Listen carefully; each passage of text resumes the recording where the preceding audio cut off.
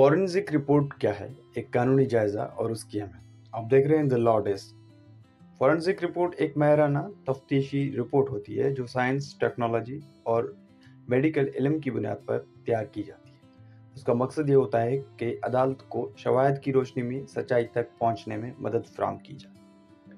लफ्ज़ फॉरेंसिक लातिनी ज़बान के लफ्ज़ फॉरेंसिस से निकला है, जिसका मतलब अदालती या अदालत है।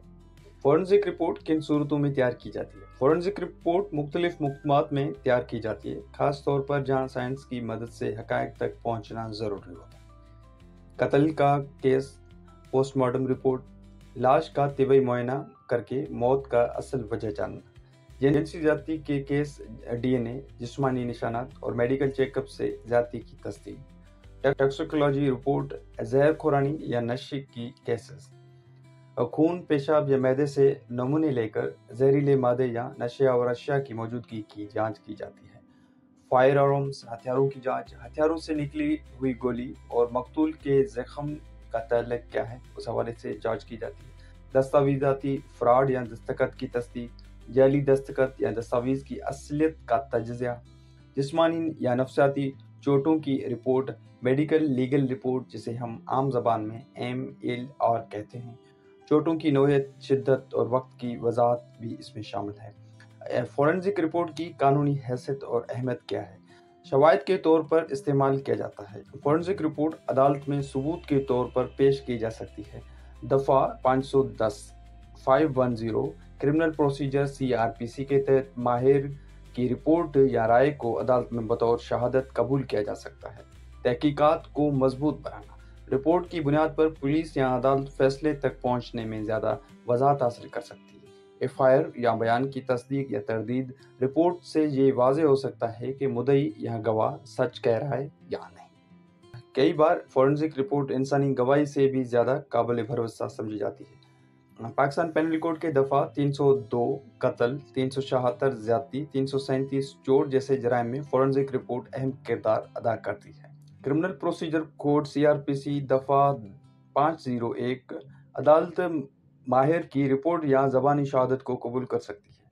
कानूनी शहादत ऑर्डर 1984 के मुताबिक आर्टिकल 59 माहिर की राय को बतौर शहादत कबूल समझा जाता है। फॉरेंसिक रिपोर्ट कानूनी निज़ाम में सच्चाई तक पहुंचने के लिए साइंसी बुनियाद पर मुबनी एक गैर जानबदार और मोतबर ज़रिया है।